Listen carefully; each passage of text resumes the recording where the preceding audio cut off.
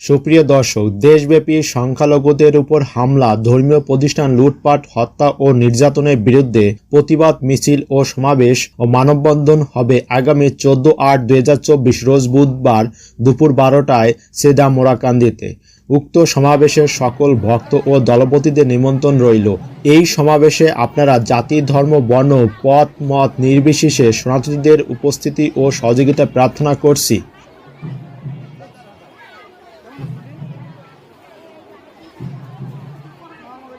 শ্রীমৎ জরদার গোসাইয়ের মাধ্যমে সুগঠিত হয়ে বিশাল একটি দল রাহুতর থেকে মানববন্ধন শুরু করে সিদামোরাকান্দিতে পৌঁছবে। সিদামোরাকান্দিতে অনুষ্ঠিত মানববন্ধনে প্রতিবাদ সমাবেশে একাত্ম প্রকাশ করবেন শ্রীমৎ জরদার গোসাই ভক্তদের সাথে।